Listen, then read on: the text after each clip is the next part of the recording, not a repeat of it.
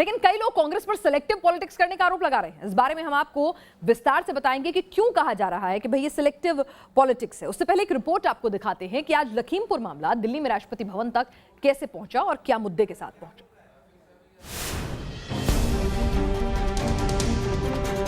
लखीमपुर की लड़ाई राष्ट्रपति भवन तक आई। कांग्रेस के डेलीगेशन ने राष्ट्रपति से की मुलाकात। पहले लखीमपुर की यात्रा, अब राष्ट्रपति से कांग्रेस की गुहार। जी हां, लखीमपुर हिंसा को लेकर कांग्रेस की नॉन स्टॉप पॉलिटिक्स जारी है।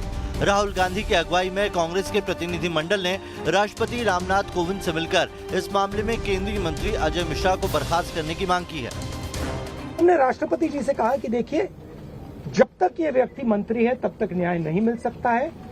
इस मंत्री को हटा देना चाहिए और सुप्रीम कोर्ट के 2 सिटिंग जजेस की इंक्वायरी होनी चाहिए और जिन्होंने भी ये हत्या की है, मर्डर किया है, उनको सजा मिलनी चाहिए। कांग्रेस ने राष्ट्रपति से मिलकर जो ज्ञापन सौंपा है उसमें साफ साफ लिखा है कि उन्हें सरकार से इस मामले में कोई उम्मीद नहीं है। कांग्रेस ने लखीमपुर हिंसा की निष्पक्ष जांच की मांग की है।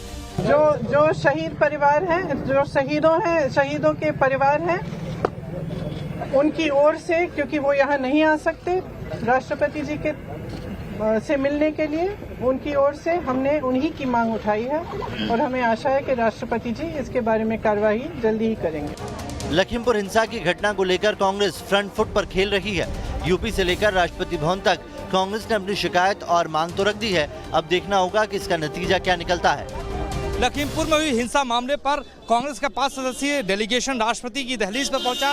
राष्ट्रपति रामनाथ कोविंद से मुलाकात की। प्रियंका गांधी ने सीधे तौर पे कहा कि किसानों के साथ अन्याय हो रहा है। अब तक केंद्र सरकार ने, राज्य सरकार ने कोई बड़ी कार्रवाई इस पूरे मामले को लेकर नहीं किया है। आपको ये भी बताते चले कि राहुल गांधी ने कहा है कि हमने 2 मांगे राष्ट्रपति रामनाथ कोविंद से की है। पहली मांग, इस पूरे मामले की जाँच जुडिशरी हो और दूसरी, गृह राज्य मंत्री को तत्काल प्रभाव से उनके पद से हटा दिया जाए। राहुल गांधी, प्रियंका गांधी लगातार उत्तर प्रदेश में विधानसभा चुनाव के मद्देनजर चुनाव प्रचार कर रहे हैं। बनारस में प्रियंका गांधी ने थोड़े दिनों पहले चुनाव प्रचार किया था और उस पर सीधे तौर पर उन्होंने कहा था कि उनकी लड़ाई किसानों के प्रति यूं ही चलती रहेगी, दिल्ली से लेकर लखनऊ से तक और लखनऊ से लेकर लखीमपुर खीरी तक। वीडियो जर्नलिस्ट सुमित कुमार के साथ मोहित राज दुबे, न्यूज़ नेशन, दिल्ली। हम आपको कांग्रेस की सिलेक्टिव पॉलिटिक्स समझाते हैं। उत्तर प्रदेश की किसी भी घटना पर कांग्रेस हमलावर रहती है, तुरंत हल्ला बोल देती है, लेकिन जब ये बात देश के दूसरे हिस्सों पर पहुंचती है तो कांग्रेस शासित राज्यों तक पहुंचती है, कांग्रेस चुप्पी साध लेती है। बीजेपी कहती है कि ये सिलेक्टिव पॉलिटिक्स है।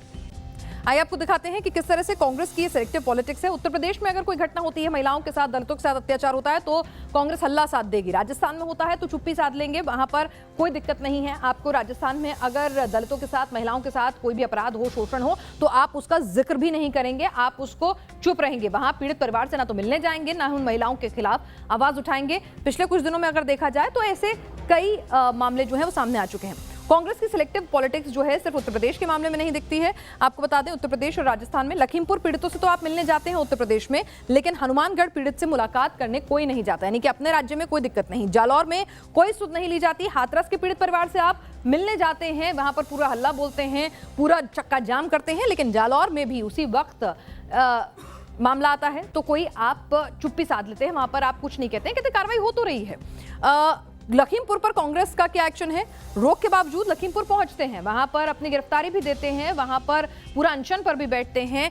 देश भर में विरोध प्रदर्शन करती है कांग्रेस, वहां पर उसके कार्यकर्ता सड़कों पर उतरते हैं, पूरे लामबंद होकर जो है सरकार के खिलाफ मंत्री जी की बर्खास्तगी की मांग लेकर राष्ट्रपति तक शिकायत लेकर जाते हैं, ज्ञापन सौंपने के लिए जाते हैं। लेकिन जब बात आती है केंद्र जो कांग्रेस शासित राज्यों की, वहां के मामलों पर आप बयान देना भी उचित नहीं समझते हैं और इसीलिए इसे सिलेक्टिव आउटरीच कहा जा रहा है।